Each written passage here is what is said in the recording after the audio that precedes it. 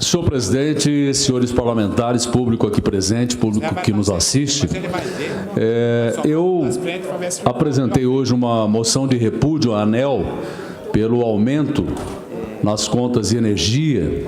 Muitas pessoas nem pagaram as contas de dezembro e janeiro que foram parceladas e agora se veem frente a frente com um aumento de quase 13%. Por isso, apresentei essa ferramenta tão pesada, tão radical, mas não de outro caminho. E falo deste assunto porque nós não podemos deixar morrer esses temas, porque os problemas novos vão aparecendo e se sobrepondo aos antigos que não são resolvidos. Por isso eu quero também voltar a um assunto que eu já queria mencionar. Não havia visto ainda o jornal Correio do Estado na sua capa e vi na mesa de um colega parlamentar aqui a manchete em relação à CCR-MS Vias, que cuida da BR-163, a maior rodovia federal do Mato Grosso do Sul. Iria falar exatamente sobre esse assunto, sobre esse imbróglio que ainda não foi resolvido e que está a nos preocupar muito e a preocupar toda a população. Porque a gente vê um balanço da CCR-MS Vias de lucro significativo, ao mesmo tempo em que diz que não pode mais continuar a cumprir o contrato de duplicação e das intervenções viárias, exatamente pela questão financeira, porque a época em que o contrato foi feito, o Brasil vivia numa situação exitosa no sentido econômico e hoje passa por problemas seríssimos. E quem é que paga essa conta? Somos nós, todos nós que utilizamos a BR-163, essa que passa aqui por Campo Grande, passa por Dourados, enfim, por muitas cidades importantes do nosso estado. E eu havia falado com o governador e no mesmo instante em que conversava com ele, ele ligou para o ministro dos Transportes para ver como é que estava essa situação, porque ele vem tendo ações em Brasília para resolver essa situação que o preocupa também.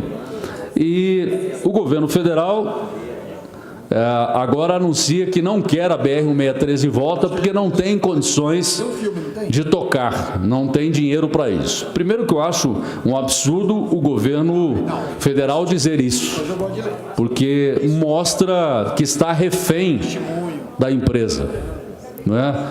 Mesmo que o governo esteja nessa situação, não poderia dizer isso publicamente, dizer, olha, eu não tenho condições, nós não podemos fazer nada, não queremos essa rodovia de volta, que nós não temos dinheiro para tocá-la. O governo está se colocando como refém da empresa. Isso é muito ruim. Eu acho que essa sinceridade sendo colocada publicamente é ruim para o país, para o nosso estado. Deveria deixar a sua opinião lá, intramuros, lá em Brasília, mas manifestou publicamente, está estampado aí no jornal, de que o governo federal não tem condições, que o caminho seria a relicitação ou a revisão contratual ou ainda a continuidade, em outros termos, do contrato vigente. O fato é que nós estamos nesse impasse. Agora, o interessante é que os dados colocados em relação ao que a empresa está oferindo em pedágio é muito alto, o que a empresa vem conquistando. O pedágio não diminuiu, diminuiu sim o número de funcionários nos pedágios. Isso sim, deve ser por conta da economia. Mas, ao longo desse tempo de privatização, tivemos aumento nos valores dos pedágios.